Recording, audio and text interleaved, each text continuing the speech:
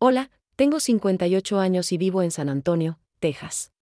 Hace un año, frente a la puerta de la escuela de mis nietos, mi propia nuera me gritó delante de decenas de padres y maestros que yo era una ladrona, que nunca más podía acercarme a mis 3 nietos. Durante casi un año, viví en el infierno del silencio, soportando las miradas de juicio, perdiendo a mi familia, mientras ella escondía un secreto devastador. Ella era quien me estaba robando para financiar su vida de mentiras. Decidí compartir mi historia porque sé que hay muchas abuelas allá afuera que están siendo acusadas injustamente, separadas de sus nietos por personas manipuladoras, y quiero que sepan que la verdad siempre sale a la luz. Si mi historia te toca el corazón, déjame un comentario, dale like y suscríbete a este canal. ¿Sabes lo importante que es para mí que alguien me crea, que alguien me escuche? Me llamo Rosa María Delgado, tengo 58 años, y vivo en San Antonio, Texas, desde hace más de 30 años. Hoy me siento frente a ustedes con el corazón todavía temblando, porque voy a contarles algo que me cambió la vida para siempre. ¿Alguna vez han sentido que el suelo desaparece bajo sus pies? ¿Que todo en lo que creían se desmorona en un instante? Eso fue lo que me pasó hace exactamente un año, y necesito compartir esta historia porque tal vez alguien esté viviendo algo similar y sienta que está sola. Nadie debería pasar por lo que yo pasé sin saber que hay esperanza del otro lado. Durante 2 años completos, mi vida tuvo un propósito hermoso y simple: cuidar de mis 3 nietos. Eran mi razón de despertar cada mañana a las 5 en punto, cuando todavía estaba oscuro afuera y las calles de mi barrio apenas comenzaban a despertar. Me levantaba con una sonrisa, me ponía mi delantal floreado que mi mamá me había regalado antes de morir, y comenzaba a preparar el desayuno para mis 3 tesoros, Gabriela de 9 años, Miguel de 7 y la pequeña Sofía de 5. ¿Saben ese olor de tortillas recién hechas mezclándose con frijoles refritos y huevos rancheros? Ese era el aroma que llenaba mi cocina todas las mañanas, el olor del amor hecho comida. Yo no era rica, nunca lo fui. Toda mi vida trabajé como costurera, haciendo arreglos de ropa en un pequeño cuarto de mi casa. Llegué de Monterrey siendo apenas una niña de 28 años, con 3 hijos pequeños y un corazón lleno de sueños. Mi esposo nos había dejado un año antes, y yo decidí que mis hijos merecían una mejor vida. San Antonio se convirtió en mi hogar, especialmente el barrio donde vivo, lleno de familias mexicanas como la mía, donde se escucha música de mariachi los domingos y donde todos nos conocemos por nombre. Mi hijo mayor, Roberto, se casó con Angélica hace 8 años. Al principio, ella parecía una buena mujer. Era bonita, educada, siempre bien vestida. Pero con los años, noté cosas pequeñas que me incomodaban. La forma en que me hablaba cuando Roberto no estaba presente, como si mis opiniones no importaran. La manera en que revisaba todo lo que yo hacía con los niños, criticando si les daba demasiado dulce o si los dejaba ver mucha televisión. Pero yo callaba, ¿saben por qué? Porque así me enseñaron. Una suegra buena se mantiene en su lugar, no causa problemas, respeta a la nuera aunque duela. Los niños serán mi vida. Gabriela, con sus trenzas largas y su amor por los libros, siempre me pedía que le contara historias de Monterrey mientras le peinaba el cabello. Miguel, ese niño travieso que se parecía tanto a Roberto cuando era pequeño, me ayudaba a hacer las tortillas y terminábamos los dos llenos de harina, riéndonos como locos. Y Sofía, mi bebé, que todavía pronunciaba mal algunas palabras y me llamaba abuelita, en lugar de abuelita, era la que se quedaba dormida en mis brazos después del almuerzo. Todos los días, sin falta, llegaba a su casa a las 6:30 de la mañana. Roberto salía a trabajar en la construcción a las 7, y Angélica trabajaba en una oficina hasta las 5 de la tarde.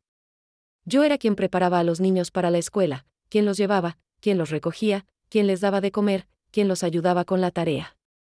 Era quien limpiaba sus rodillas raspadas, quien secaba sus lágrimas, quien celebraba sus pequeños triunfos. ¿No es eso lo que hacen las abuelas? ¿No es ese nuestro privilegio y nuestra alegría? Pero en octubre del año pasado, todo cambió. Era un martes por la tarde, recuerdo que hacía calor todavía a pesar de que ya estábamos en otoño. Llegué a recoger a los niños a la escuela primaria Travis como siempre hacía. Llevaba mi bolsa de tela bordada, esa que yo misma había hecho con tanto cariño, con flores de colores brillantes. Estaba esperando en la puerta principal, junto a otros padres y abuelos, cuando vi llegar el carro de Angélica. Mi corazón se sobresaltó un poco porque ella nunca llegaba a esa hora, siempre estaba trabajando. Se bajó del carro con pasos rápidos, furiosos. Su cara estaba roja, sus ojos brillaban de una manera que nunca había visto. Y antes de que pudiera siquiera saludarla, antes de que pudiera preguntarle si todo estaba bien, ella gritó. Gritó tan fuerte que todos los padres dejaron de hablar, todos los maestros que estaban despidiendo a los niños voltearon a vernos, hasta los niños que jugaban en el patio se quedaron callados. Tú nunca más vas a acercarte a mis hijos. Eres una ladrona. Una ladrona que se aprovechó de mi confianza. Sus palabras resonaron como truenos en mis oídos. Sentí que el mundo giraba. ¿Ladrona? Yo. La mujer que toda mi vida trabajé honestamente, que crié a mis hijos con lo poco que tenía, que nunca tomé ni un centavo que no fuera mío. Las miradas de todos se clavaron en mí como agujas. Vi las caras de sorpresa, de juicio, de lástima. Vi a la maestra de Gabriela cubriéndose la boca con la mano. Vi a otras madres alejándose de mí como si tuviera una enfermedad contagiosa. No pude hablar. Mi garganta se cerró completamente. Mis manos comenzaron a temblar tanto que dejé caer mi bolsa al suelo. Los papeles de la tarea de Miguel que llevaba dentro se volaron con el viento. Quise gritar que era mentira, que yo jamás haría algo así, pero las palabras no salieron. Solo pude agachar la cabeza, recoger mi bolsa con dedos temblorosos, y caminar hacia mi viejo carro mientras escuchaba los murmullos a mi espalda. Manejé a casa sin recordar cómo llegué. Las lágrimas me cegaban. Cuando entré a mi pequeño apartamento, ese lugar que siempre había sido mi refugio, me desplomé en el sofá y lloré como no lloraba desde que enterramos a mi madre. ¿Qué había pasado? ¿Por qué Angélica me acusaba de ser una ladrona? ¿Y qué se suponía que había robado? Esa noche, Roberto llamó. Su voz sonaba distante, fría. Me dijo que Angélica había notado que faltaban $500 que guardaba en su cuarto, y que yo era la única persona que entraba a la casa todos los días. Me dijo que necesitaban espacio, y que por ahora era mejor que no viera a los niños. Le supliqué, le juré por todo lo sagrado que yo no había tomado nada, pero él solo dijo, «Mamá, dame tiempo para resolver esto», y colgó. Esa noche fue la más larga de mi vida. Me arrodillé frente a mi pequeño altar, donde tengo la imagen de la Virgen de Guadalupe y las fotos de mis padres que ya partieron, y recé hasta que me dolieron las rodillas. Pero por primera vez en mi vida, sentí que mis oraciones no llegaban a ningún lado. Me sentí completamente sola, abandonada, destruida. Esa fue la noche en que Rosa María Delgado, la abuela que vivía para sus nietos, comenzó a desaparecer, y no sabía si algún día volvería a encontrarse. Los primeros días después de la acusación pasé como zombi, sin saber qué hacer con mi vida. ¿Cómo se supone que vives cuando te quitan lo que más amas? Imaginen despertar cada mañana y por un segundo olvidar lo que pasó, sentir esa felicidad de saber que vas a ver a tus nietos, y luego recordar que ya no puedes. Es como morir un poquito cada día. Mi alarma sonaba a las 5 de la mañana por costumbre, y yo me levantaba automáticamente, ya lista para empezar a cocinar, hasta que me daba cuenta de que no había nadie para quien cocinar. Mi apartamento se sentía vacío de una manera que nunca antes había sentido. Es curioso cómo un lugar puede cambiar completamente sin que cambies nada físicamente. Los mismos muebles, las mismas cortinas que yo misma había cosido, las mismas fotos en las paredes, pero todo se veía diferente, más gris, más triste. El silencio era lo peor. Antes, incluso cuando estaba sola, podía escuchar en mi mente las risas de los niños, recordar sus voces llamándome. Ahora el silencio era absoluto, pesado, aplastante. Intenté seguir con mi rutina de siempre. Iba a misa todos los domingos en la iglesia de San Fernando, donde había ido durante 30 años. Pero la primera vez que fui después de la acusación, sentí todas las miradas sobre mí. La señora Martínez, con quien había compartido tantos rosarios, cambió de lugar cuando me vio llegar. Don Ramón, que siempre me pedía que le cosiera sus pantalones, se volteó cuando traté de saludarlo. ¿Saben lo que se siente que tu propia comunidad te dé la espalda? Es como si te arrancaran una parte de tu identidad. El peor momento fue en el mercado de San Juan, donde siempre compraba mis chiles, mi cilantro, mi carne para preparar las comidas de los niños. La dueña, doña Lupita, había sido mi amiga durante 20 años. Sus hijos y los míos habían crecido juntos. Pero cuando entré ese día, ella apenas me miró. No me preguntó cómo estaba, no me guardó las mejores verduras como siempre hacía, solo me cobró y me dio mi cambio sin decir una palabra. Salí de allí con las lágrimas quemándome los ojos, sintiendo que había perdido no solo a mi familia, sino a toda mi comunidad. Las tardes eran lo más difícil. Antes, a las 3 en punto, yo recogía a los niños de la escuela. Gabriela salía corriendo a abrazarme, Miguel me mostraba orgulloso su dibujo del día, y Sofía insistía en que la cargara aunque ya estaba grande. Ahora, a las 3 de la tarde, yo me sentaba junto a la ventana de mi sala y solo miraba pasar los carros, preguntándome quién los estaría recogiendo, si estarían comiendo bien, si Sofía estaría llorando por mí. Intenté llamar a Roberto varias veces. A veces contestaba con monosílabos, otras veces la llamada iba directo al buzón.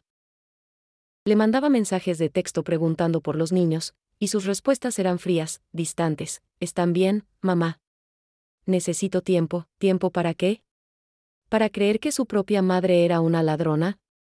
Cada mensaje suyo era como un cuchillo en mi corazón.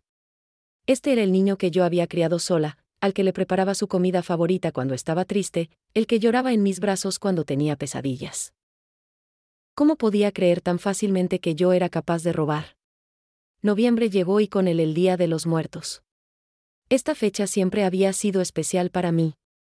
Montaba mi ofrenda con amor, poniendo fotos de mis padres, de mi hermana que murió joven, velas de cempasúchil, pan de muerto, las cosas que ellos amaban cuando vivían. Pero ese año, cuando monté mi ofrenda, hice algo que nunca pensé que haría, puse también una foto de mis nietos. No porque estuvieran muertos, gracias a Dios, sino porque los sentía perdidos para mí. Los sentía tan lejos como si hubieran cruzado al otro lado. Encendí el incienso de copal y su olor llenó mi apartamento. Me arrodillé frente a la ofrenda y recé, pero no recé por los muertos, recé por mis nietos vivos que ya no podía ver. Recé por la fuerza para soportar este dolor. Recé por la justicia, porque la verdad saliera a la luz de alguna manera. Y mientras rezaba, algo dentro de mí comenzó a cambiar. La tristeza comenzó a mezclarse con otra cosa, algo que no había sentido antes, enojo. ¿Por qué yo tenía que quedarme callada? ¿Por qué tenía que aceptar esta acusación sin pelear? Toda mi vida había sido la mujer que se quedaba callada, que no causaba problemas, que aceptaba todo con paciencia. Pero, ¿dónde me había llevado esa paciencia?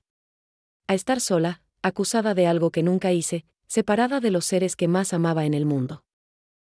No, algo tenía que cambiar. Yo tenía que cambiar.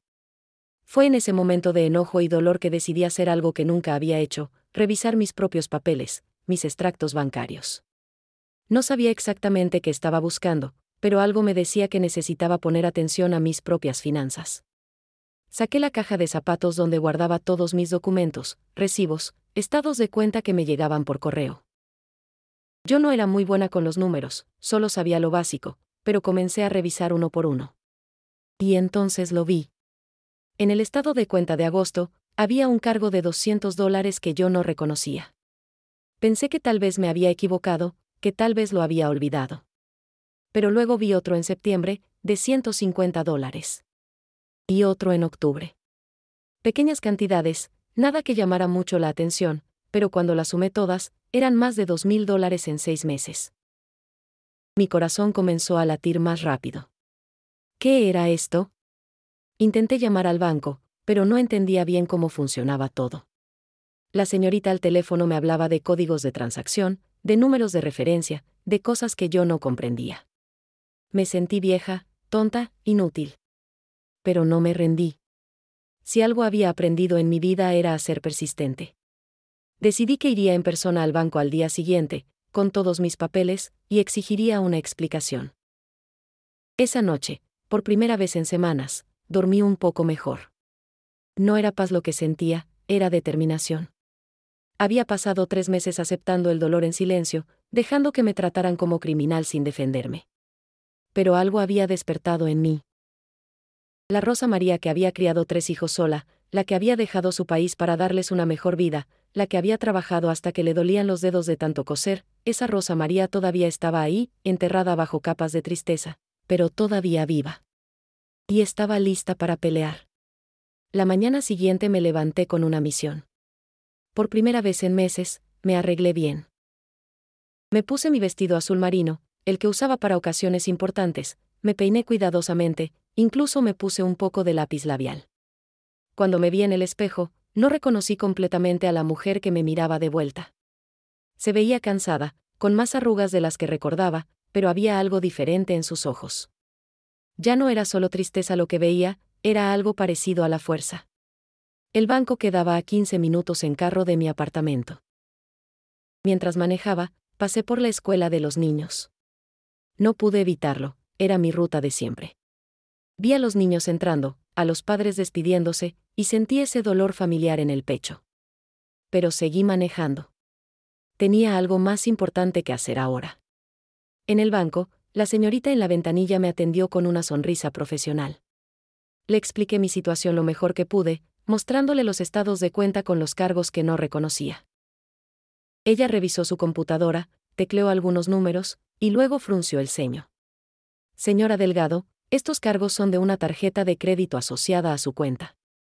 ¿No la solicitó usted? Yo negué con la cabeza, confundida. No, yo nunca he tenido tarjeta de crédito. Siempre pago todo en efectivo.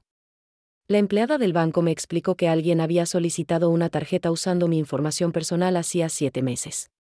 Sentí como si me hubieran golpeado en el estómago.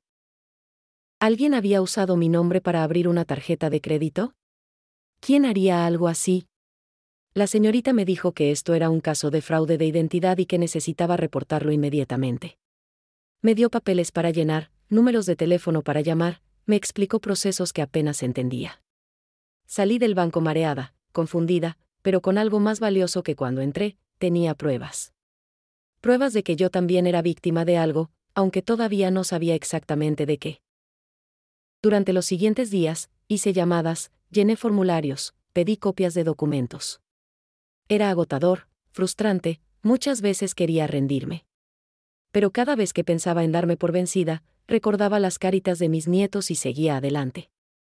En diciembre, cuando San Antonio se llenaba de luces navideñas y posadas, yo pasaba mis tardes en la biblioteca pública. Necesitaba aprender a usar la computadora para rastrear los cargos de esa tarjeta fraudulenta. Una joven voluntaria llamada Melissa, estudiante de la Universidad de Texas, se ofreció a enseñarme. Ella tenía la edad que tendría mi hija si hubiera vivido, y había algo en su paciencia que me recordaba a tiempos más felices. Señora Rosa, me decía Melissa con esa dulzura de la juventud, no se preocupe si no entiende al primer intento. Mi abuela tampoco sabía usar la computadora y ahora manda correos electrónicos a toda la familia. Sus palabras me daban esperanza. Poco a poco, aprendí a hacer clic con el mouse, a abrir páginas web, a buscar información. Cada pequeño logro se sentía como una victoria. Una tarde, mientras practicaba en la computadora de la biblioteca, Melissa me sugirió algo que nunca había considerado: ¿por qué no revisa las redes sociales de su familia?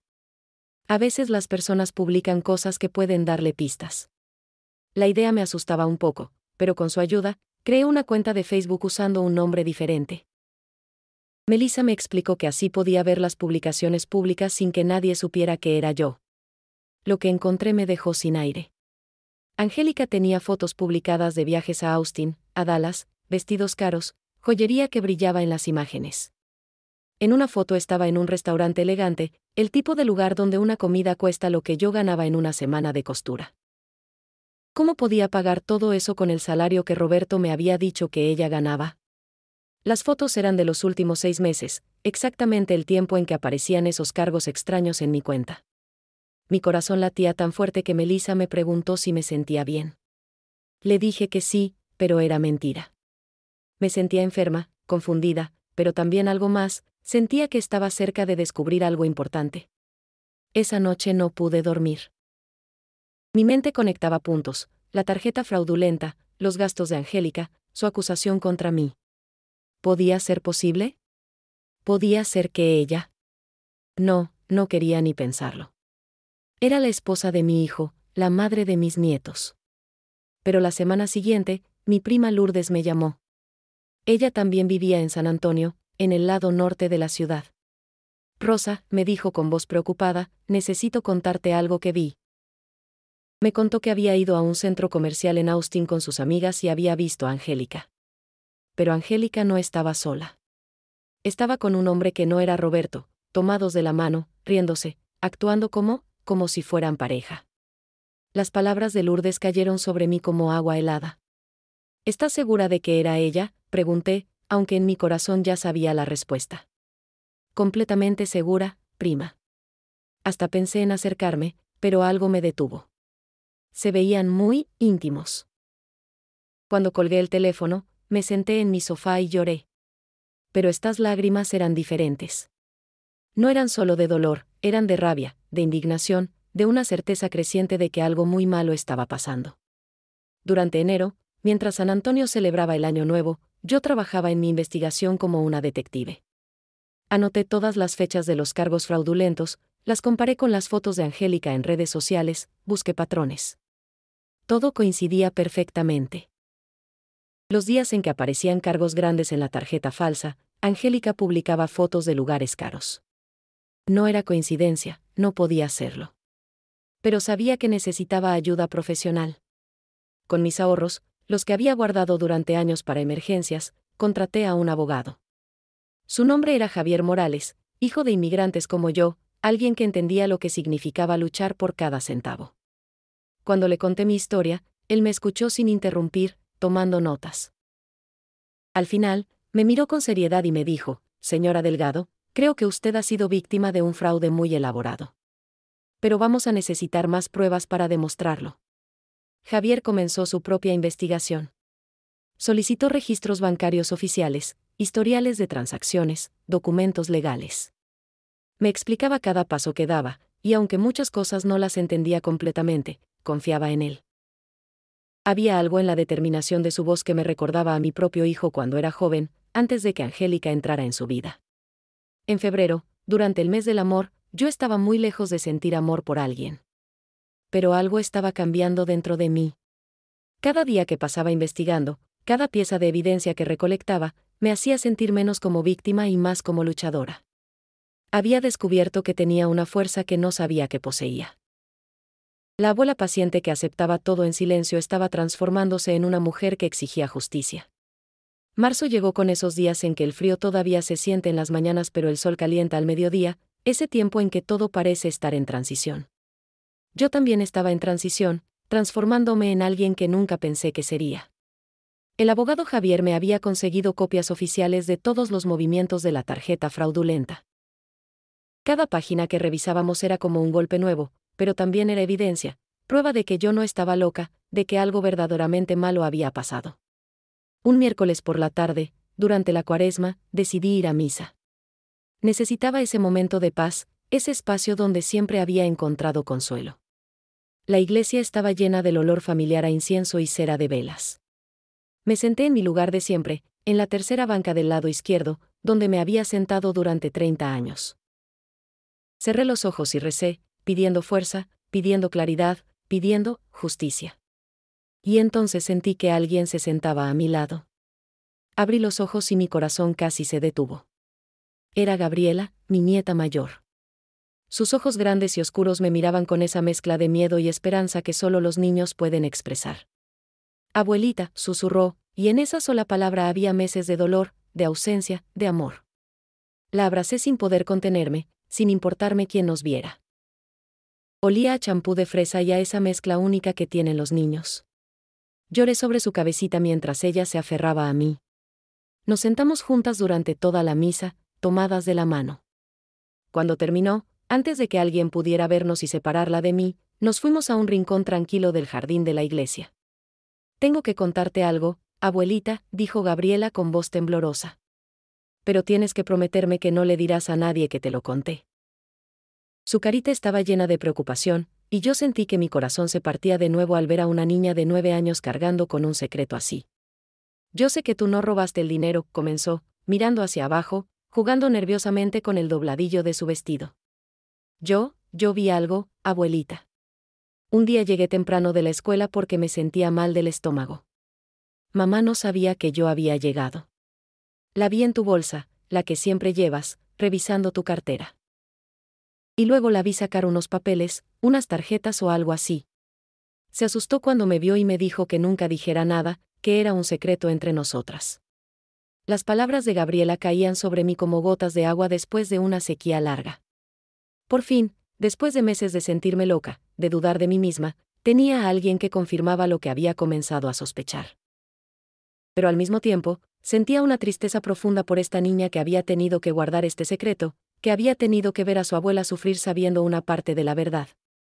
¿Por qué no dijiste nada antes, mi amor?, le pregunté, tratando de no sonar acusadora, solo curiosa. Gabriela comenzó a llorar.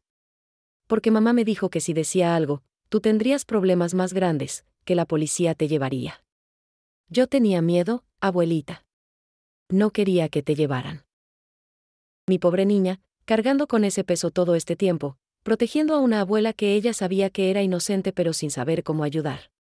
Le prometí que todo iba a estar bien, aunque yo misma no estaba segura de eso.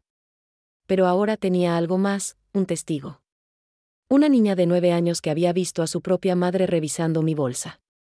Cuando Gabriela se fue, corriendo para que su mamá no notara su ausencia prolongada, yo me quedé en ese jardín por mucho tiempo, pensando, planeando, orando. Esa misma noche llamé a Javier. Le conté sobre el encuentro con Gabriela, sobre lo que ella había visto. Él se quedó en silencio por un momento y luego dijo, señora Rosa, esto es muy delicado. No podemos involucrar a la niña directamente en esto, sería muy duro para ella. Pero su testimonio confirma nuestra teoría.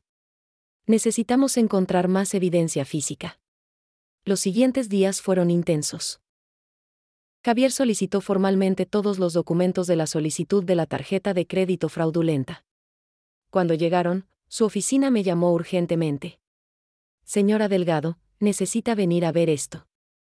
Cuando llegué, Javier tenía una expresión seria pero también algo que parecía triunfo.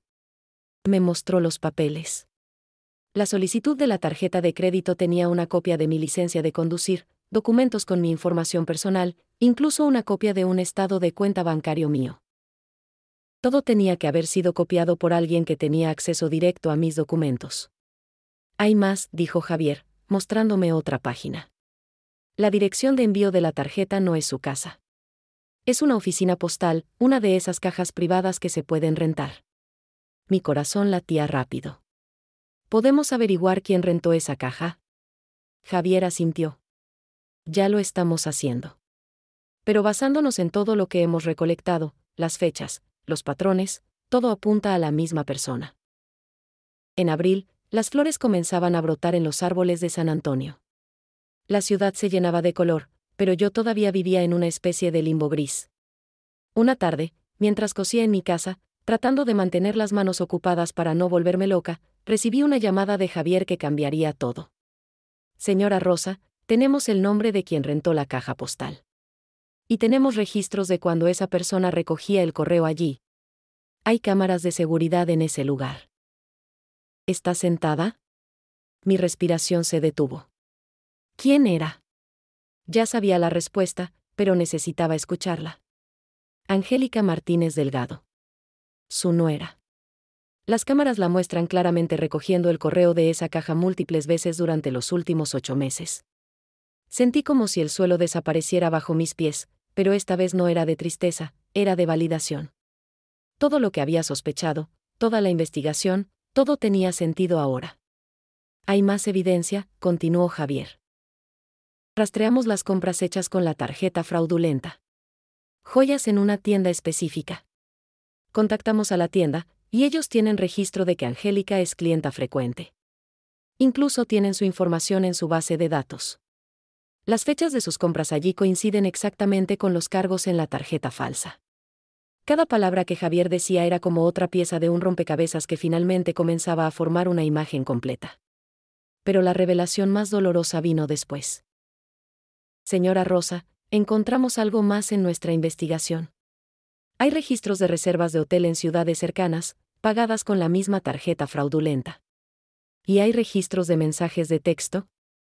Se detuvo, como si no quisiera continuar. ¿Qué tipo de mensajes?, pregunté, aunque parte de mí no quería saber. Mensajes entre su nuera y un hombre que no es su hijo. Mensajes que indican una relación íntima. Las fechas de los hoteles coinciden con días en que su hijo estaba trabajando fuera de la ciudad. El mundo se detuvo por un momento. No era solo que Angélica me hubiera robado mi identidad, mi dinero, mi reputación. También estaba traicionando a mi hijo, engañándolo, usando el dinero robado para financiar una aventura. Y todo eso mientras me acusaba públicamente de ser yo la ladrona, mientras me separaba de mis nietos, mientras destruía mi vida para cubrir la suya. Esa noche no pude dormir.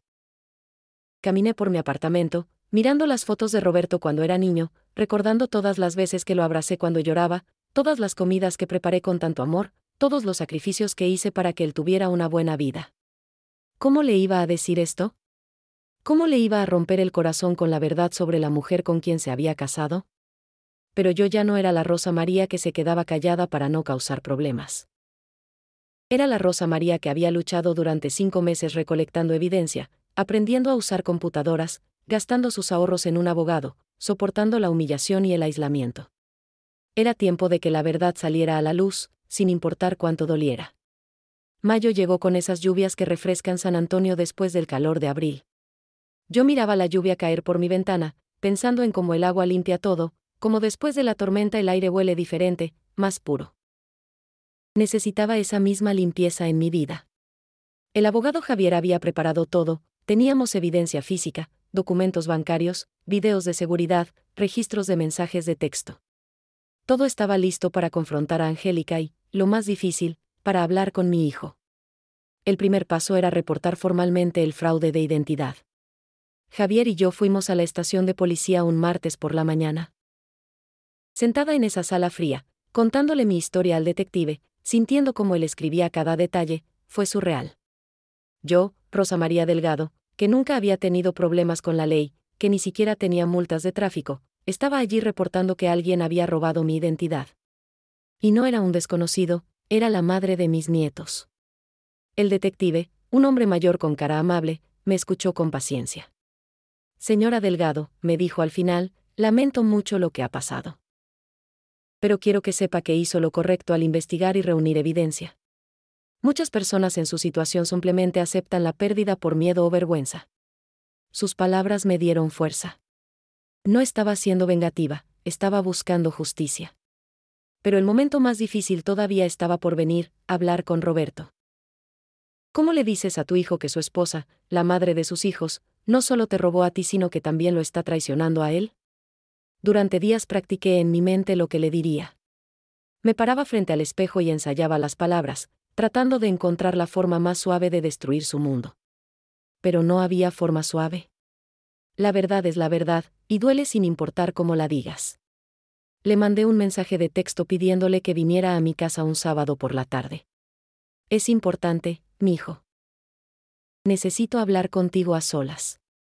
Él respondió después de horas, está bien, mamá. Pero no puedo quedarme mucho tiempo. Incluso en ese mensaje corto, sentí la distancia que Angélica había creado entre nosotros. Mi hijo, que antes me llamaba cada día, que compartía todo conmigo, ahora me trataba como a una extraña. El sábado llegó y con él mi Roberto. Cuando abrí la puerta y lo vi, casi no pude contener las lágrimas. Se veía cansado, más delgado, con ojeras que no había notado antes. Los últimos 5 meses habían sido duros para todos. Hola, mamá, dijo, sin abrazarme, manteniendo esa distancia incómoda. Pasa, mi hijo. ¿Quieres café? Preparé su café como siempre lo había hecho, con canela y piloncillo, de la forma que le gustaba desde niño. Pequeños gestos de amor que no sabía si él todavía apreciaba. Nos sentamos en mi pequeña sala, ese espacio que había visto tantas conversaciones importantes a lo largo de los años. Comencé lentamente, contándole sobre los cargos extraños en mi cuenta, sobre la tarjeta fraudulenta, sobre mi investigación. Al principio vi escepticismo en sus ojos, esa misma mirada que me había roto el corazón 5 meses atrás. Pero conforme seguía hablando, mostrándole documentos, explicándole todo lo que Javier había descubierto, vi cómo su expresión cambiaba. Mamá, ¿estás diciendo que Angélica? No podía terminar la frase. Le mostré las fotos de las cámaras de seguridad, donde se veía claramente a Angélica recogiendo correo de la caja postal. Le mostré los registros de las compras de joyas, de ropa cara, de hoteles. Vi cómo su cara se ponía pálida, cómo sus manos comenzaban a temblar. Hay algo más, mijo, dije con voz suave, y va a dolerte mucho escucharlo. Le conté sobre el otro hombre, sobre los mensajes de texto, sobre las reservas de hotel en días en que él estaba trabajando. Vi cómo mi hijo se desmoronaba frente a mis ojos. Se cubrió la cara con las manos y comenzó a llorar como no lloraba desde que era niño. ¿Cómo pude no verlo? ¿Cómo pude ser tan ciego? Sus palabras salían entrecortadas entre sollozos. Me moví para abrazarlo y esta vez él no se alejó. Lo sostuve mientras lloraba, sintiendo su dolor como si fuera mío. Pasamos horas hablando ese día. Roberto me pidió perdón una y otra vez. Mamá, lo siento tanto. Te creí ladrona. Te alejé de los niños. ¿Cómo pudiste perdonarme? Le tomé las manos, esas manos que yo había sostenido cuando dio sus primeros pasos. Porque eres mi hijo. Porque ella te manipuló como me manipuló a mí. Porque el amor de una madre no se rompe tan fácilmente. Lloramos juntos, sanando un poco de ese dolor de 5 meses. Pero Roberto estaba destrozado. ¿Qué voy a hacer, mamá? Tengo 3 hijos con ella. ¿No puedo simplemente? ¿Cómo confronto esto? Le dije que el abogado Javier podía asesorarnos sobre los siguientes pasos legales, pero que primero necesitaba confrontar a Angélica directamente. Pero no lo hagas solo, le advertí. Necesitas testigos, necesitas que yo esté allí, necesitas que ella sepa que ya no tiene poder sobre nosotros. Los días siguientes fueron de preparación. Roberto habló con Javier, revisó sus propias finanzas y descubrió que Angélica también había estado ocultando gastos, mintiendo sobre dónde iba el dinero. Cada nueva revelación era otro golpe a su corazón, pero también lo hacía más fuerte, más determinado a buscar la verdad. Yo veía en él la misma transformación que había experimentado yo, de víctima confundida a persona que busca justicia. Decidimos confrontar a Angélica un jueves por la noche, cuando los niños estuvieran dormidos en casa de la hermana de Roberto. Javier nos aconsejó grabar la conversación, tener todo documentado. La noche antes de la confrontación, yo apenas dormí. Sabía que al día siguiente todo cambiaría para siempre. Mi familia nunca volvería a ser la misma. Pero también sabía que no podíamos seguir viviendo en esa mentira. Esa última noche antes de la confrontación, me arrodillé frente a mi altar como había hecho tantas noches. Pero esta vez no recé porque todo volviera a ser como antes. Recé por fuerza para enfrentar lo que venía, por sabiduría para manejar la situación con dignidad, por protección para mis nietos que iban a sufrir tanto por las acciones de su madre. Recé por mi hijo que tendría que decidir entre su esposa y su madre, entre el amor y la verdad. Cuando me levanté de mis rodillas, sentí una paz extraña. No era que el miedo hubiera desaparecido, pero había algo más fuerte que el miedo, había determinación, había verdad, había justicia. Por primera vez en 5 meses, sentí que recuperaba algo que había perdido en esa humillación pública frente a la escuela, recuperaba mi dignidad. El jueves llegó con un cielo gris que amenazaba lluvia. Roberto y yo llegamos a su casa a las 8 de la noche. Javier nos había dado instrucciones claras: mantener la calma, no acusar sin presentar evidencia, grabar todo. Mi hijo tenía el teléfono en el bolsillo, configurado para grabar audio. Yo llevaba en mi bolsa una carpeta con todas las pruebas que habíamos recolectado durante 5 meses. Angélica abrió la puerta con expresión de sorpresa al verme. ¿Qué hace ella aquí?, le preguntó a Roberto con ese tono que yo conocía tan bien, ese tono de desprecio apenas disimulado. Roberto, con voz más firme de lo que yo esperaba, respondió: necesitamos hablar. Los 3. Ahora. Algo en su tono hizo que Angélica retrocediera un paso. Entramos a la casa donde yo había pasado tantas horas felices con mis nietos, pero que ahora se sentía fría, hostil. Nos sentamos en la sala. Angélica estaba nerviosa, lo podía ver en la forma en que jugaba con el anillo de su mano, en cómo evitaba mirarme directamente.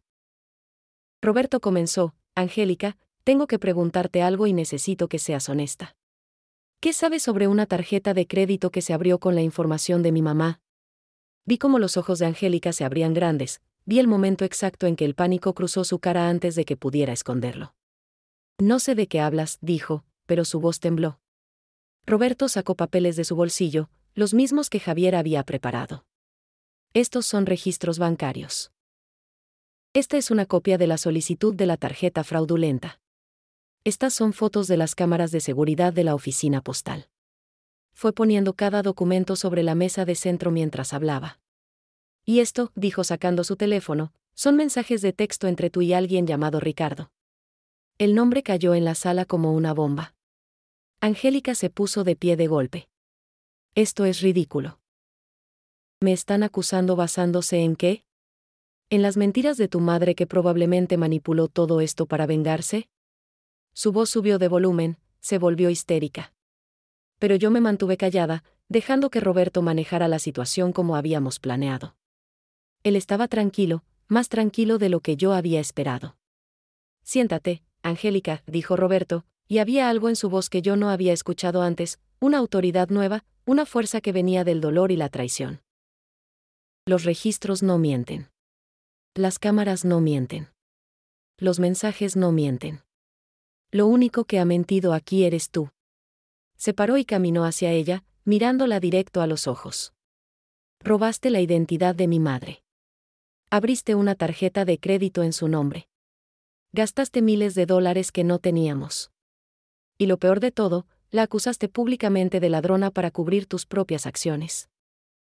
Vi cómo Angélica comenzaba a llorar, pero no eran lágrimas de arrepentimiento, eran lágrimas de alguien que ha sido atrapado. Roberto, por favor, puedo explicarlo. Yo, teníamos deudas, necesitaba el dinero, iba a devolverlo todo. Las excusas salían de su boca atropelladamente, cada una contradiciendo a la anterior. Roberto levantó su mano para detenerla. No has explicado los hoteles.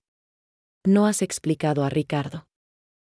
No has explicado por qué destruiste la reputación de mi madre en lugar de simplemente pedirme ayuda si necesitabas dinero. Fue en ese momento que Angélica cambió de táctica. Se volvió hacia mí con expresión de rabia pura. Todo esto es culpa tuya. Siempre controlando todo, siempre entrometiéndote en nuestra vida. Roberto nunca podía tomar una decisión sin consultarte primero. Yo solo quería tener algo que fuera mío, sin que tú estuvieras involucrada. Sus palabras eran como veneno, pero yo había esperado esto. Javier me había advertido que probablemente intentaría culparme, manipular la situación. Entonces admites que abriste la tarjeta, dijo Roberto, su voz cortando a través de los gritos de Angélica. Ella se detuvo, dándose cuenta de que acababa de confesar. Yo no dije eso. Pero ya era tarde. Roberto tenía la grabación, teníamos su confesión parcial. Él sacó más papeles. Estos son extractos de nuestras cuentas conjuntas. Movimientos que no reconozco. ¿Dónde fue todo ese dinero, Angélica? La confrontación se volvió más intensa. Angélica alternaba entre negar todo, culparme a mí, llorar, gritar. Era como ver a alguien que se ahoga, luchando desesperadamente por respirar pero solo hundiéndose más. En un momento, se volvió hacia mí y gritó, «Esto es lo que querías. ¿Destruir mi matrimonio? Siempre me odiaste». Yo finalmente hablé, mi voz sorprendentemente calmada, «Yo no destruí tu matrimonio, Angélica. Tú lo hiciste cuando decidiste robar, mentir y engañar».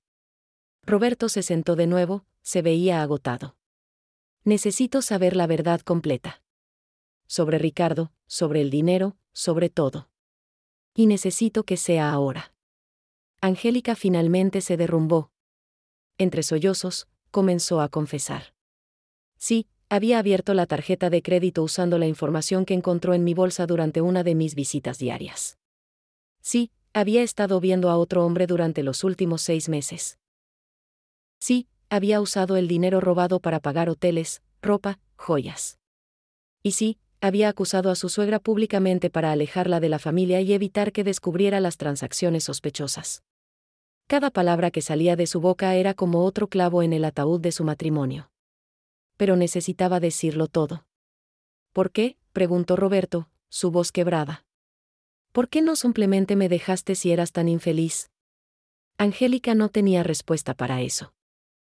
O tal vez la tenía, pero era demasiado egoísta para admitirla. Quería todo, el matrimonio estable, la familia, pero también la emoción del engaño, el dinero fácil, la vida doble. La confrontación duró más de 3 horas. Cuando finalmente Roberto dijo que era suficiente, que necesitaba tiempo para pensar, Angélica intentó un último intento de manipulación. ¿Y los niños? ¿Vas a quitarme a mis hijos por esto? Roberto la miró con una tristeza profunda.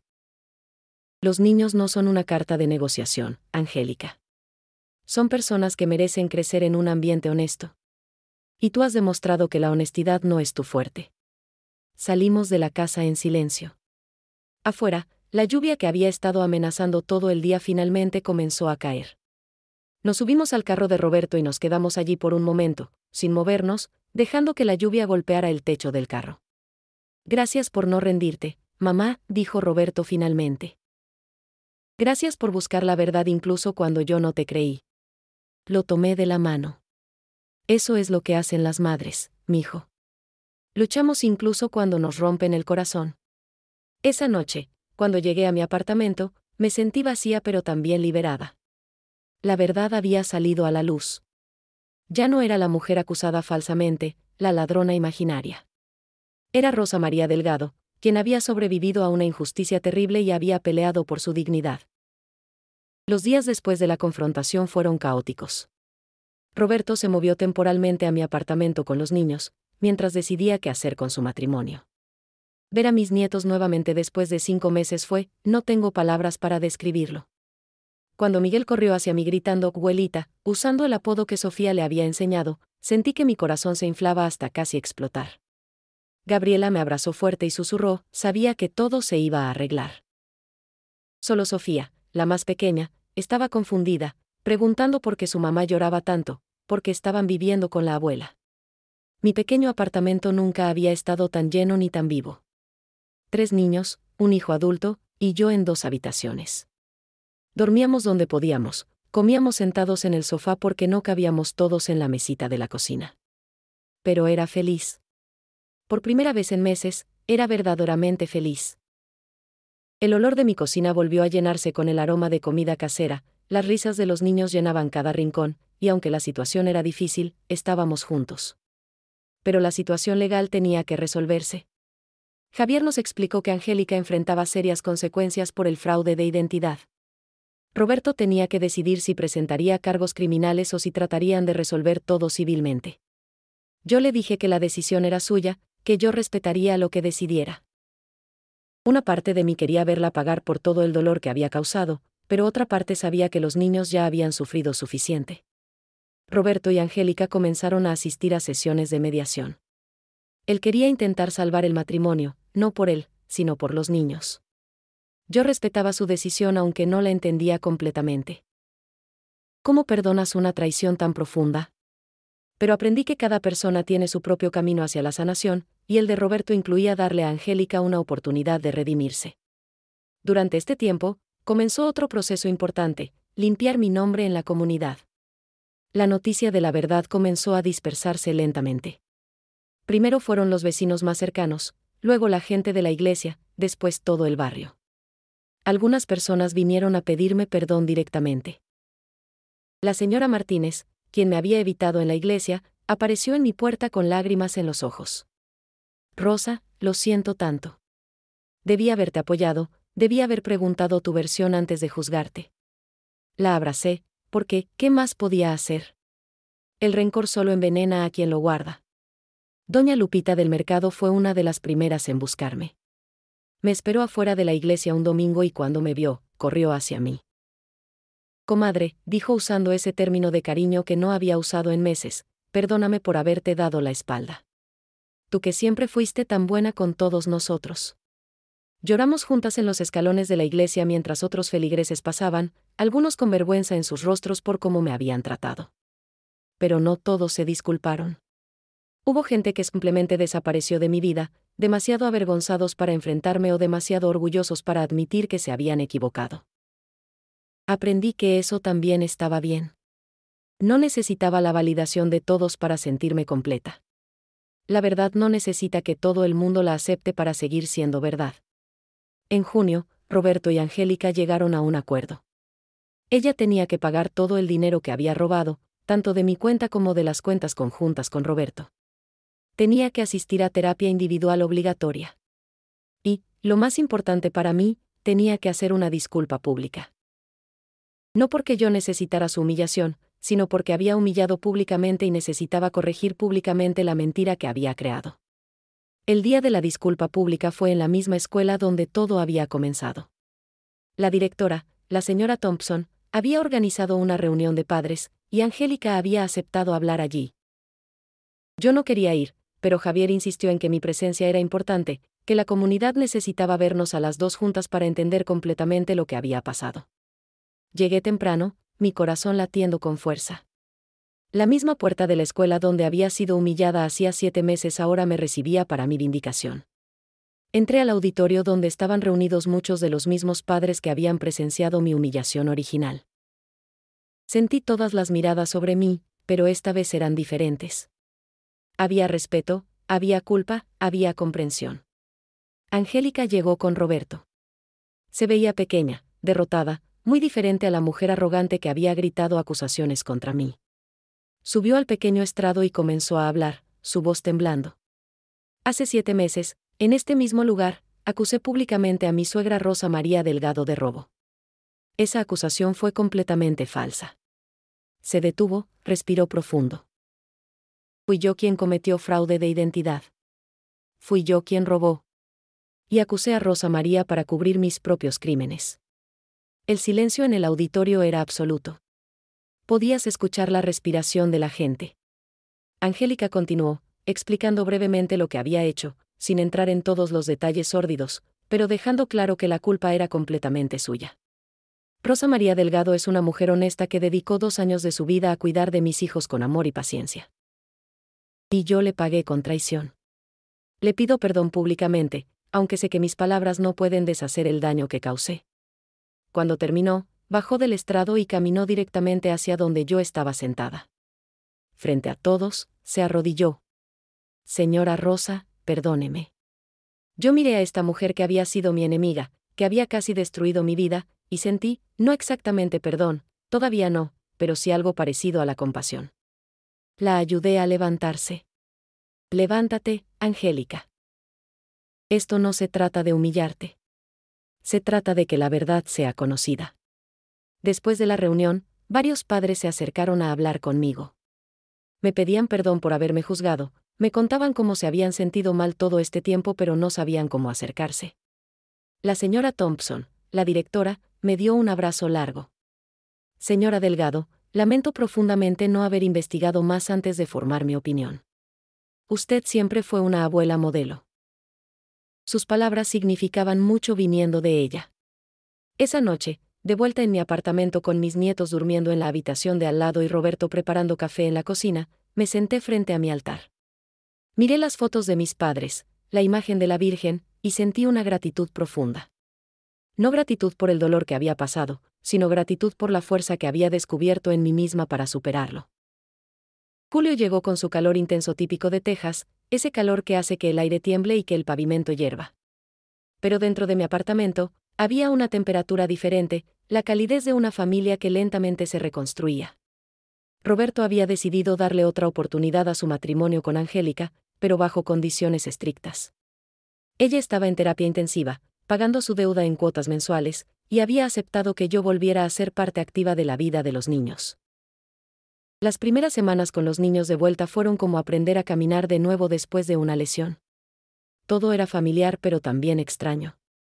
Miguel había crecido, sus pantalones ahora le quedaban cortos. Gabriela tenía un aire más maduro, como si los últimos meses la hubieran forzado a crecer demasiado rápido. Y Sofía, mi bebé, al principio era tímida conmigo, como si hubiera olvidado quién era yo. Ese primer día que no quiso que la cargara me rompió el corazón otra vez, pero entendí que necesitaba tiempo. Poco a poco, reconstruimos nuestra rutina, pero era diferente ahora. Yo ya no iba a su casa todos los días desde temprano. En lugar de eso, los niños venían a mi apartamento 3 veces por semana después de la escuela. Roberto los traía, se quedaba a tomar café conmigo, hablábamos. Esas conversaciones eran preciosas.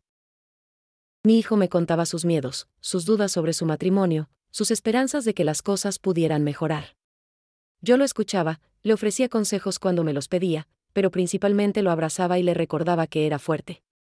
Con el dinero que Angélica estaba pagando de vuelta, decidí hacer algo que había soñado durante años pero nunca me había atrevido, abrir mi propio pequeño negocio de costura.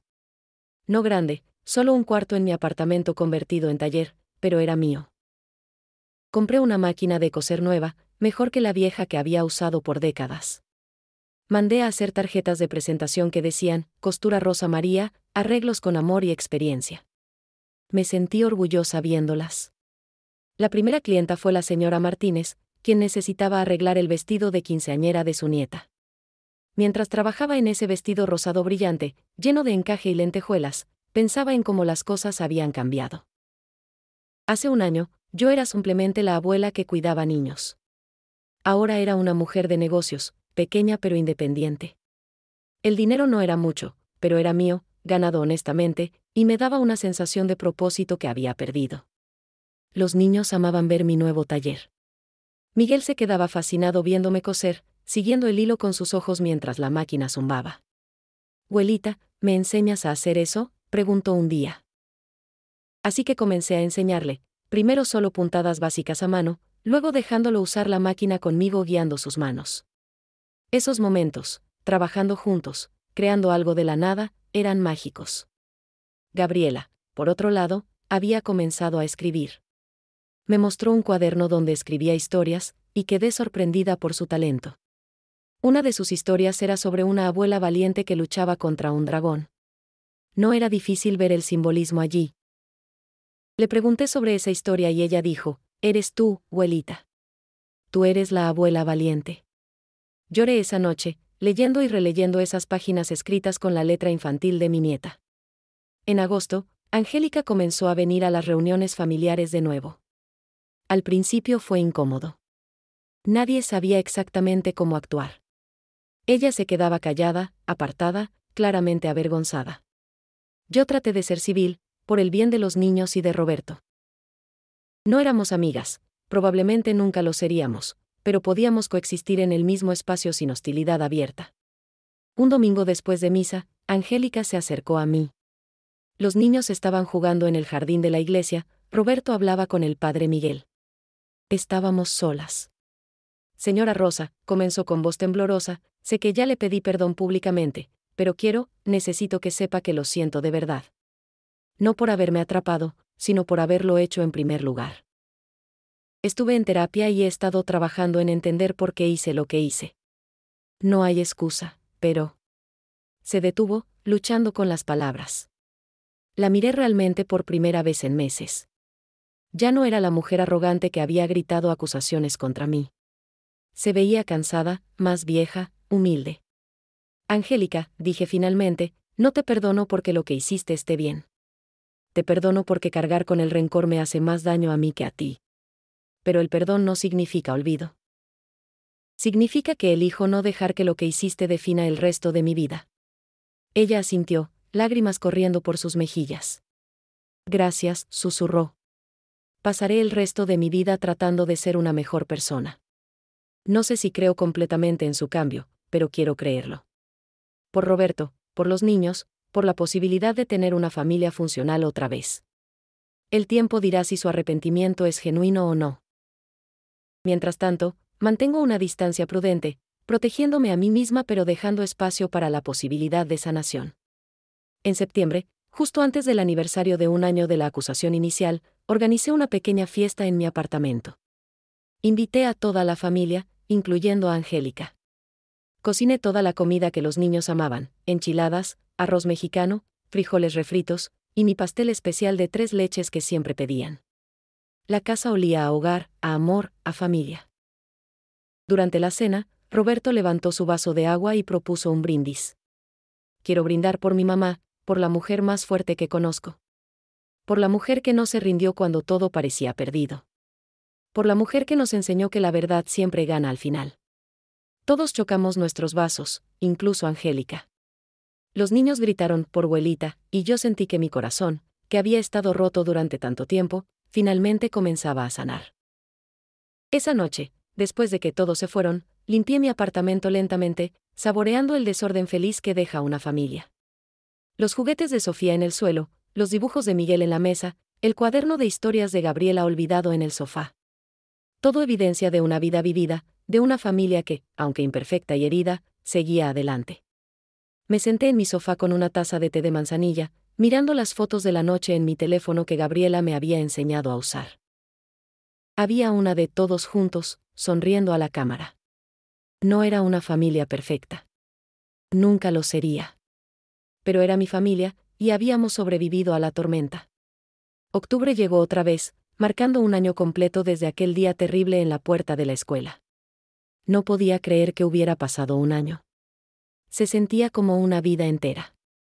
La Rosa María que había sido humillada ese día de octubre ya no existía. En su lugar estaba una mujer diferente, más fuerte, más sabia, más cautelosa pero también más valiente. Es curioso cómo el dolor te puede destruir o transformar, y yo había elegido, a pesar de todo, dejarme transformar. Era un martes por la tarde, y como siempre hacía ahora 3 veces por semana, fui a recoger a los niños de la escuela. Pero este día era diferente. Era exactamente un año después de la acusación. Roberto había sugerido que tal vez sería mejor que los recogiera, que tal vez para mí sería muy difícil volver a ese lugar. Pero yo insistí en ir. Necesitaba cerrar ese círculo, enfrentar ese lugar donde mi pesadilla había comenzado y demostrármelo a mí misma que ya no tenía poder sobre mí. Llegué temprano, como siempre hacía. El mismo edificio de ladrillo rojo, los mismos árboles en el patio, la misma puerta donde había estado parada un año atrás. Pero esta vez era diferente. Cuando bajé de mi carro, llevaba mi cabeza en alto. Saludé a otros padres que reconocí, algunos de los cuales habían presenciado mi humillación original. Algunos me devolvieron el saludo con calidez genuina, otros con vergüenza todavía visible en sus rostros. La señora Thompson, la directora, salió del edificio como siempre hacía al final del día escolar, supervisando la salida de los estudiantes. Cuando me vio, se acercó directamente a mí. Señora Delgado, dijo con una sonrisa genuina, qué gusto verla aquí nuevamente. Hablamos brevemente sobre los niños, sobre cómo Gabriela estaba sobresaliendo en su clase de inglés, cómo Miguel había ganado un premio en el concurso de ciencias, cómo Sofía finalmente había aprendido a atarse los zapatos sola. Pero entonces la señora Thompson hizo algo inesperado. Llamó la atención de todos los padres y maestros que estaban cerca. Disculpen un momento, dijo en voz alta. Me gustaría decir algo. Mi corazón comenzó a latir más rápido.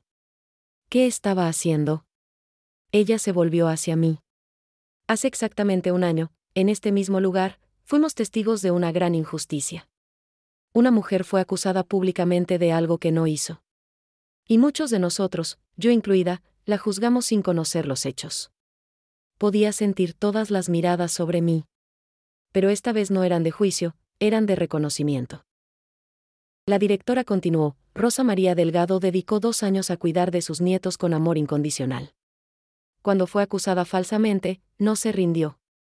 Luchó por la verdad con dignidad y perseverancia. Y hoy quiero que todos la reconozcamos no solo como una abuela maravillosa, sino como un ejemplo de fuerza e integridad. Comenzó a aplaudir, y otros se unieron. El sonido del aplauso resonaba en el patio de la escuela. Me sentí abrumada. Las lágrimas comenzaron a correr por mis mejillas, pero esta vez eran lágrimas de alegría, de validación, de cierre. Gabriela salió corriendo del edificio en ese momento y me abrazó fuerte. ¿Lo ves, abuelita? Te dije que todo iba a estar bien. Su fe en mí durante todo este tiempo había sido un ancla que me mantuvo a flote cuando pensaba que me ahogaría. Esa noche organicé una pequeña ceremonia privada en mi apartamento. Junté todos los documentos de la investigación, todos los papeles que había guardado durante un año, estados de cuenta, reportes de policía, notas del abogado, fotos de evidencia. Los puse en una caja especial que había comprado. No los iba a tirar porque eran parte de mi historia, pero tampoco los iba a dejar que definieran mi presente. Los guardé en lo alto de mi closet, donde estaban pero no a la vista. Roberto vino esa noche con los niños. Angélica no vino, y eso estaba bien. Todavía había límites, todavía había sanación que necesitaba suceder. Cenamos juntos, la comida favorita de todos. Mientras comíamos, les conté a los niños la versión apropiada para su edad de lo que había pasado. No todos los detalles dolorosos, pero sí la esencia, que a veces la gente comete errores grandes, que a veces somos acusados injustamente, pero que la verdad siempre encuentra su camino hacia la luz. ¿Y perdonaste a mamá?, preguntó Gabriela con esa franqueza que tienen los niños. Pensé cuidadosamente antes de responder. Estoy en el proceso de perdonarla, dije honestamente. El perdón no es algo que sucede de la noche a la mañana. Es algo que eliges hacer cada día, un poquito a la vez. Ella asintió, satisfecha con esa respuesta. Los niños entienden más de lo que creemos. Miguel me preguntó si tenía miedo de que algo así volviera a pasar. No, respondí con convicción. Porque ahora sé que soy más fuerte de lo que pensaba. Y porque aprendí que mi valor no depende de lo que otros piensen de mí. Depende de lo que yo sé que es verdad sobre mí misma. Estas eran lecciones que había aprendido con dolor, pero que ahora podía compartir con mis nietos. Sofía, siempre la más simple y directa de los tres, preguntó, ¿ya no estás triste, abuelita? La cargué en mis brazos. Ya no estoy triste, mi amor. Ahora estoy agradecida. Y era verdad. En algún punto del camino, la tristeza se había transformado en otra cosa, en gratitud por haber sobrevivido, en aprecio por las personas que me apoyaron, en satisfacción por haber luchado por mí misma. Esa noche, después de que Roberto se llevó a los niños a casa, me quedé sentada en mi pequeño taller de costura. Mi máquina nueva brillaba bajo la luz. Tenía varios proyectos esperándome: el vestido de novia de la hija de doña Lupita que necesitaba ajustes, los pantalones de don Ramón que debía achicar, las cortinas que la señora Martínez me había encargado. Cada proyecto representaba no solo dinero, sino confianza. Estas personas confiaban en mí otra vez. Pensé en todas las mujeres que tal vez estaban pasando por algo similar a lo que yo había pasado. Mujeres acusadas injustamente, mujeres traicionadas por familia, mujeres que sentían que el mundo estaba contra ellas. Quería encontrar una manera de ayudarlas, de decirles que había esperanza del otro lado del dolor. Decidí esa noche que comenzaría a asistir a un grupo de apoyo en mi iglesia, no solo para recibir ayuda sino para darla. El padre Miguel había comenzado un grupo para personas que habían pasado por situaciones difíciles. Cuando le conté mi idea de compartir mi historia allí, él pensó que era maravillosa. Rosa María, me dijo, tu historia puede ser una luz para otros que están en la oscuridad. Y así comencé a asistir los jueves por la noche, compartiendo mi experiencia, escuchando las historias de otros, tejiendo una red de apoyo y comprensión. Una mujer en el grupo, Carmen, estaba pasando por algo similar con su propia familia. Le ayudé a navegar el proceso de reportar fraude, le di el contacto de Javier, me senté con ella en la biblioteca enseñándole a usar la computadora como Melissa había hecho conmigo. Ver cómo mi dolor podía convertirse en ayuda para otros le daba un propósito nuevo a todo lo que había sufrido. El año había sido el más difícil de mi vida, pero también el más transformador. Había perdido mi inocencia sobre la familia, había aprendido que incluso las personas más cercanas pueden traicionarte. Pero también había descubierto reservas de fuerza que nunca supe que tenía. Había aprendido a defenderme, a exigir justicia, a no aceptar el silencio como única opción. Han pasado 6 meses más desde aquel día en la escuela, y ahora estamos en abril nuevamente.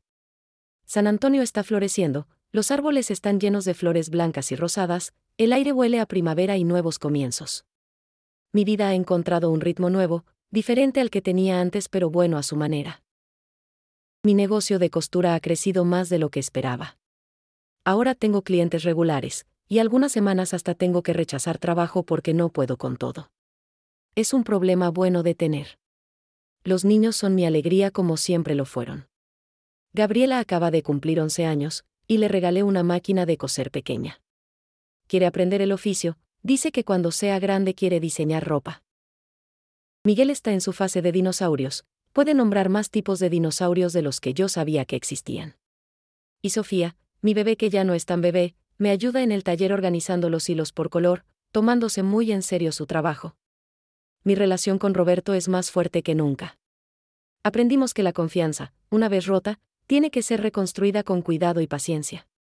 Él me cuenta todo ahora, no solo lo bueno sino también sus luchas. Su matrimonio con Angélica sigue siendo complicado. Hay buenos días y malos días. Pero están trabajando en ello, en terapia de pareja, esforzándose por los niños pero también por ellos mismos. En cuanto a Angélica, nuestra relación ha evolucionado a algo que nunca imaginé. No somos amigas, probablemente nunca lo seremos. Pero hay un respeto mutuo que no existía antes. Ella terminó de pagarme todo el dinero que robó el mes pasado. Cuando me dio el último cheque, había algo en sus ojos que parecía genuino arrepentimiento. Gracias por no destruirme completamente cuando pudiste haberlo hecho, me dijo. Yo solo asentí. No necesitaba su gratitud, solo necesitaba justicia, y eso ya lo había conseguido. El grupo de apoyo en la iglesia se ha convertido en una parte importante de mi vida. Somos 8 mujeres que nos reunimos cada jueves, compartiendo nuestras historias, nuestros triunfos, nuestras recaídas. He visto a Carmen recuperarse de su situación, he ayudado a otra mujer llamada Patricia a navegar un divorcio difícil, he escuchado a María contar sobre cómo superó el abuso emocional de su familia. Todas tenemos cicatrices, pero estamos aprendiendo a usarlas como insignias de honor en lugar de marcas de vergüenza. El padre Miguel me pidió hace poco que hablara en misa sobre mi experiencia. Al principio me asustó la idea, hablar frente a toda la congregación sobre algo tan personal. Pero luego pensé en todas las personas que tal vez necesitaban escuchar que se puede sobrevivir a la traición, que se puede salir más fuerte del otro lado del dolor. Acepté. El domingo pasado subí al púlpito durante el tiempo de testimonios. Mis manos temblaban mientras agarraba el micrófono. Miré hacia la congregación y vi tantas caras conocidas: doña Lupita, la señora Martínez, don Ramón, la señora Thompson, que había venido especialmente para escucharme. Vi a Roberto sentado con los niños en la quinta banca. Vi incluso a Angélica, al fondo de la iglesia, escuchando atentamente. Hace año y medio, comencé, mi voz más fuerte de lo que esperaba, yo era una mujer diferente. Era la abuela que vivía para cuidar a sus nietos, que encontraba su valor en servir a otros, que creía que mantenerse callada era la virtud más alta. Hice una pausa, reuniendo mis pensamientos. Y entonces mi vida se desmoronó en un solo día. Fui acusada públicamente de algo que no hice. Perdí a mi familia, mi reputación, mi propósito. Continué contando mi historia, no todos los detalles, pero sí la esencia. Hablé sobre el dolor del abandono, sobre la soledad de esos primeros meses, sobre el momento en que decidí luchar en lugar de aceptar. Aprendí que el silencio no siempre es noble, dije. A veces el silencio es complicidad con nuestra propia opresión. Aprendí que defender la verdad no es falta de humildad, es respeto propio. Vi lágrimas en los ojos de varias personas mientras hablaba. Terminé con esto: si hay alguien aquí que está pasando por algo similar, si alguien se siente acusado injustamente, traicionado por familia, perdido en su propia vida, quiero que sepan esto: ustedes son más fuertes de lo que piensan. La verdad puede tardar en emerger, pero siempre emerge. Y cuando lo hace, ustedes estarán listos para reclamar su vida. El aplauso que siguió fue ensordecedor. Bajé del púlpito temblando, pero también sintiéndome más ligera de lo que me había sentido en meses. Varias personas se acercaron después de misa para abrazarme, para contarme sus propias historias, para agradecerme por mi valentía. Una mujer joven que no conocía me tomó las manos y dijo: gracias por darme esperanza. Esta mañana, mientras preparaba mi café como hago todas las mañanas, miré por la ventana de mi cocina. El sol estaba saliendo, pintando el cielo de rosa y naranja. Pensé en todo el camino que había recorrido desde aquel terrible día de octubre. Pensé en la Rosa María que era entonces y la Rosa María que soy ahora. No son la misma persona. La Rosa María de antes era buena, amorosa, dedicada, pero también era pequeña en cierta manera.